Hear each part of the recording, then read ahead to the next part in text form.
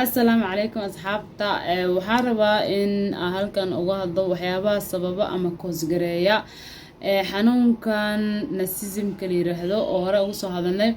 Number 1 waxaa waaye si lagu ogaaday cilmi baaris kala duwan oo la sameeyay childhood experience. Waxa la dhahaa childhood experience waxay tahay carruurta markay yaryar yihiin dhibaatooyinka kala duwan oo ay soo arkaan ama ku soo dhacdo, sida in ilmaha la dayaco oo waalidka ama labada waalid mid ka mid u dayaco ama labadoodaba ay wada dayacaan, oo wixii ay u baahnaayeen korriinimadii ay u baahnaayeen oo saxda ahaa helin, sida in ilmahaas la abuse gareeyo oo ay ku dhacdo in jirdil loo sameeyo, ilmaha ayagoo yaryar la dilo, in la caayo oo magacyo loogu yeero oo sheeg shakhsiyaadkoodii iyo maskaxdoodaba lagu liido. Sidoo kale in ilmahaas naxariis aynan helin intay yar yihiin, loo naxariisanin, sida in ilmaha markay yar yihiin waxay u baahan compassion, u baahan kindness, u baahan intaasoo dhan inaysan helin. In ilmahaasi ayagoo yaryar dhibaatooyin loo geysto oo physical ah oo jirkooda dhib loo geysto, oo la garaaco, howlo ay qaban karin ama waxyaabo ay sameyn karin lagu qasbo, all combine waxaasoo fara badan iyo kuwo kale markay ilmahaasi ku dhacaan waxay sababtaa in ilmahaasi markuu weynaado shakhsiyadiisii iyo nafsiyadiisaba uu xanuunkaas narcissism-ka ah lagu arko traitkiisa. Waxaa kaloo dhacda sidoo kale family dynamics ayaa sabab u ah in xanuunkaasi qofka lagu arko. Family dynamics waxaa ka mid ah in uu noqdo jaceylkii iyo naxariistii iyo wanaagiiba ay noqoto wax conditional ah. Tusaale ahaan oo kale, haddaa waxaas iyo waxaas samaysid ama howl noocaas haddaad qabatid ama haddaa casharkaada aqarsatid, waxaa waaye waa lagu jeclaanaya, waa ku jeclaanaya in waalidku yiraahdo. Iyadana waxay sababtaa in qofku markuu weynaado shakhsiyadiisii ama jaceylkii qof kale inuu jeclaado ay tahay noqoto mid conditional ah oo uu shuruud ku xiro. Sidoo kale waxaa jirto familiga dhexdiisa ah in unhealthy attachment oo ah in jaceylkii marna too much la isjeclaado oo ilmihii la jeclaado oo xeer ka bacdi ilmihii la diido oo la dayaco ama sheeg loo diido jaceylkii iyo naxariistii. Unhealthy attachment ayaa la yiraahdaa, oo wax toosan oo socdo aysan noqon. wixii ay noqdaan marna waa lagu jecelyahay, marna waa lagu diidaa, marna waa lagu jecelyahay, marna lagu diidaa. Then asagii qofkii waxaa ku dhacayso in shakhsiyadiisu xumaato, hadhowdana xanuunkaasi isagana lagu arko markuu weynaado. Way saameynaysaa, waxyaabaha saameynta ama sababta u noqonayso bay tahay. Sidoo kale shakhsiyaadka ama psychologically markii loo fiiriyo waxaa jirto in qofkani uu qabo deep insecurity, asaga kalsooni daro aad u fara badan uu qabo.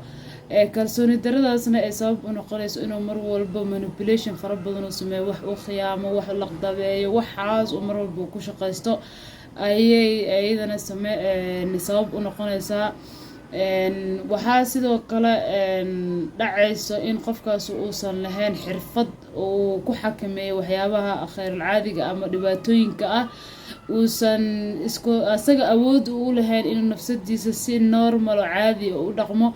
Sababtaasoo ah ayuu wuxuu raadinayaa inuu asaga wax kontaroolo si uu u qariyo daciifnimadiisa ama weaknesseskiisa. Controlingkiisu badinaya inuu wax kontaroolo, inuu dareemo inuu awood leeyahay, waxyaabahaas oo dhan buu ku mashquulayaa si uu asaga daciifnimadiisa qofkaas u qariyo. Sidoo kale waxyaabaha koosgareeya xanuunkaas ama shakhsiyadaas liidata waxay tahay in bulshadii ay mar walbo iyagu awaal mariyaan ama caadeystaan ama dhaqan u noqoto in qofka lagu abaalmariyo quruxdiisa, awoodiisa, awood ahaan ama dhaqaale ha noqoto ama awood kaloo magac ha noqoto. Sida hadda Soomaalida ay sheegaan oo kale, hebel waa laandheernimo ama laandheere, waxaas ay dhahaan, in lagu abaalmariyo as well as statuska qofka markuu uu position hayo ama madax uu yahay. in lagu ixtiraamo, lagu xishmeeyo, lagu qiimeeyo, inay bulshada caadeysato ama dhaqan ay ka dhigato ayaa waxay dhiirigelinaysaa xanuunka narcissismka ah in uu qofkii ama dadkii ay iyadana saameyso oo uu qaato.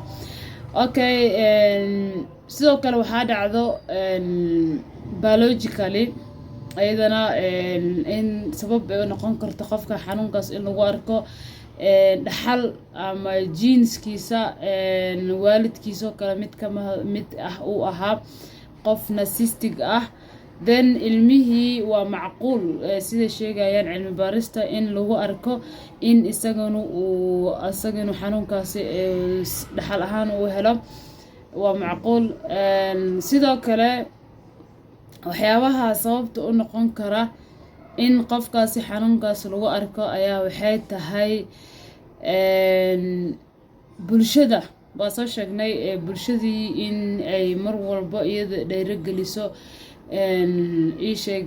qofkan sorry call ayaa iga soo dhexgalay.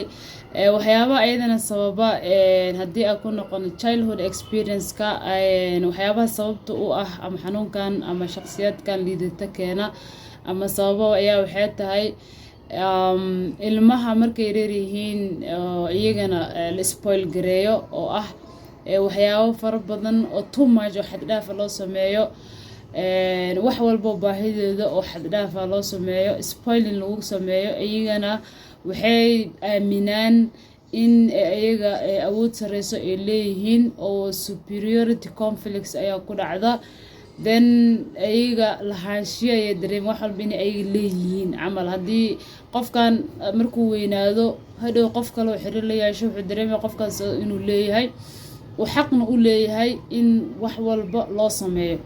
superiority complex-kaasa ku dhacaysa iyo qofkaas inuu mar walba isdareensiyo inuu asaga wax leeyahay, mafahante.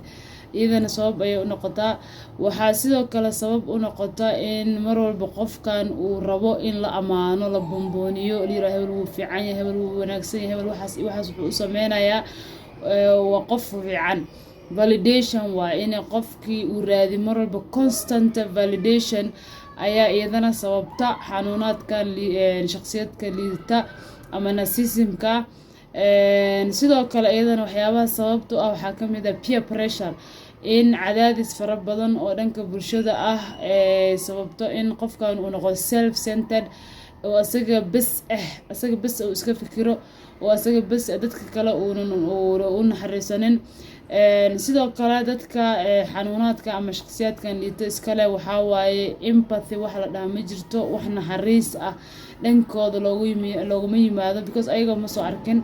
hadday soo arkaana waa wax condition ku xiran waaye. marka empathy-ga waxaa weeye in qofkan adiga aad naftaadoo kale aad kasoo qaad baahida adiga aad leedaho kale inuu leeyahay, wax walbo adiga u baahanta qofkan asagana inuu u baahan yahay, ina adiga you trying to put yourself into the other person's shoes. ayaga ma yaqaanaan dadka narcissistiga ah, ayaga ma yaqaanaan empathy wax la dhan shaqo kuma lahan. mar walba waxay rabaan iyaga inay noqdaan gacanta sareysa, waa isla weeyihiin, waxba lagama dhaadhicin karo, madax adeeg fara badan bay leeyihiin, ma jecla in la wada hadlo oo si open conversation inta la wada yeesho oo wax la xaliyo ma jeclo.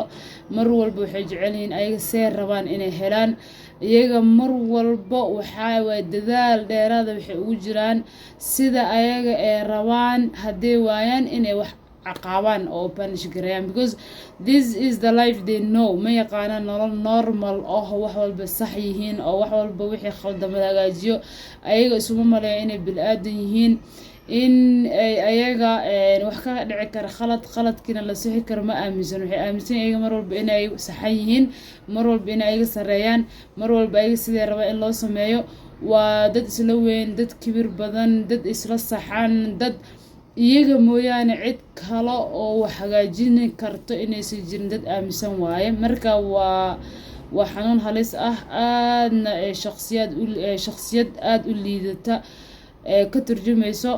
marka casharkeena dambe